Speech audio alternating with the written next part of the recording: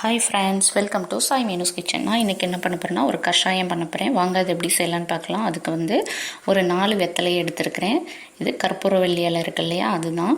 இது வந்து ஒரு 10 இது எடுத்துருக்கிறேன். இது வந்து சின்ன குழந்தைங்களுக்கு ரொம்ப ரொம்ப நல்லது, சளி பிடிக்காமல் பார்த்துக்கும். அதுக்கப்புறம் திப்பிலியோட இலை ஒரு 3 இலை எடுத்துருக்கிறேன். இது வந்து வெத்தலை இலை மாதிரியே தான் இருக்கும், ஆனால் இது திப்பிலி இலையில் சைடில் கொஞ்சம் லைட்டாக அதுமாதிரி வளைஞ்சு இருக்கும். ஆனால் இந்த 2 இலையும் நம்மளுக்கு வந்து கண்டுபிடிக்கிறது கொஞ்சம் கஷ்டம்தான். அதுக்கப்புறம் துளசி வந்து ஒரு 15 துளசி இலை எடுத்துருக்கிறேன். அதுக்கப்புறம் பிளாக் பெப்பர் இலை இருக்கு இல்லையா, அது வந்து ஒன்று எடுத்துருக்கிறேன். இந்த இலை இல்லை அப்படின்னா, பிளாக் பெப்பர் இலை இல்லைன்னா நம்ம வந்து பவுட்ரு கூட நம்ம சேர்த்துக்கலாம், பெப்பர் பவுட்ரு. இப்போ இந்த இலை தவிர வேறு என்ன சேர்த்துக்கலாம் அப்படின்னா, தூதுவளை இலை சேர்த்துக்கலாம், கொய்யா மரம் இருக்கு இல்லையா அதோட இலை சேர்த்துக்கலாம், அதுக்கப்புறம் ஆடாதோட இலை கூட சேர்த்துக்கலாம்.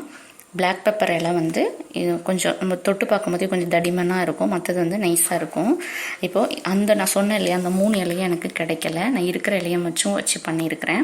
இப்போ இதில் 1/2 ஸ்பூன் அளவு மஞ்சத்தூள் சேர்த்துட்டு கொஞ்சமாக தண்ணி ஊற்றிட்டு இதை வந்து ஒரு 10 நிமிஷம் நான் ஊற வச்சுக்கிறேன்.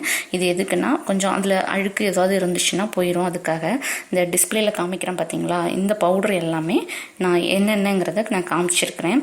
இது எல்லாமே காஃபி ஸ்பூன் அளவில் தான் நான் எடுத்துருக்கிறேன். இது வந்து பிளாக் பெப்பர் பவுடரு, இது சுக்குத்தூள், இது வந்து அதிமதுரம், இது சித்திரத்தை, இது வந்து தூதுவளை இலை இல்லை, அதனால் நான் வந்து பொடியாக நான் சேர்த்துருக்குறேன். இலை இருந்தால் நீங்கள் எல்லாம் சேர்த்துக்கோங்க, ரொம்ப நல்லது, சளிக்கலாம். அப்புறம் இது வந்து திப்பிலி வந்து ஜாஸ்தியாக சேர்த்துக்கக்கூடாது, அதனால் 1/2 ஸ்பூன் அளவு மட்டும் நான் எடுத்துருக்கிறேன். இப்போ இது எல்லாமே வந்து காஃபி ஸ்பூன் அளவில் எடுத்துருக்கிறேன், 1 ஸ்பூன் அளவு. ஆனால் திப்பிலி மட்டும் 1/2 ஸ்பூன் அளவு நான் எடுத்துருக்கிறேன். இப்போ இது எல்லாத்தையும் ஒரு பாத்திரத்தில் நான் போட்டாச்சு. இப்போ நம்ம ஊற வச்சுருந்தோம் இல்லையா இலை, அந்த இலை எல்லாத்தையுமே நம்ம எடுத்துட்டு தண்ணி இல்லாமல் இந்த பாத்திரத்தில் நம்ம சேர்த்துக்கலாம். இந்த இலையை எல்லாத்தையும் அரைச்சி கூட சேர்த்துக்கலாம், அப்படி இல்லைன்னா சும்மா இது மாதிரி பிச்சு சேர்த்துக்கலாம். இதுமாரி பிச்சு போட்டுக்கலாம். இப்போ இது போட்டாச்சு. இப்போ இதில் 1 லிட்டர் அளவு நான் தண்ணி ஊற்றிக்கிறேன்.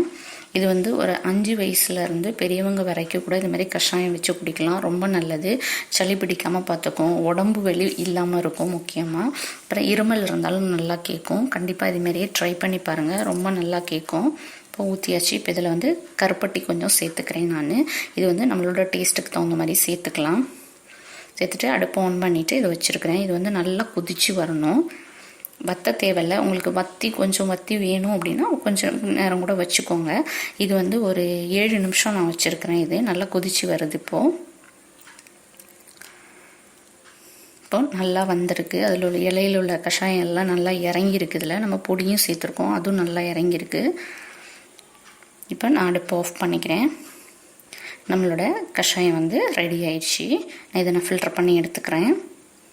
ஃபில்டர் பண்ணியே எடுத்தாச்சு. கண்டிப்பாக இதை நீங்கள் ட்ரை பண்ணி பாருங்கள், ரொம்ப நல்லாயிருக்கும். இது ட்ரை பண்ணி பார்த்துட்டு எப்படி இருக்குன்னு சொல்லுங்கள். இது பிடிச்சிருக்கு அப்படின்னா லைக் பண்ணுங்கள், ஷேர் பண்ணுங்கள், கமெண்ட் பண்ணுங்கள். மறக்காமல் சாய் மீனூஸ் கிச்சனை சப்ஸ்கிரைப் பண்ண மறக்காதீங்க. இப்போ இது வந்து நான் குடிக்க போகிறேன். எங்கள் வீட்டில் எங்கள் 4 பேருக்காக நான் இதை ரெடி பண்ணியிருக்கேன். ஓகே ஃப்ரெண்ட்ஸ், பாய்.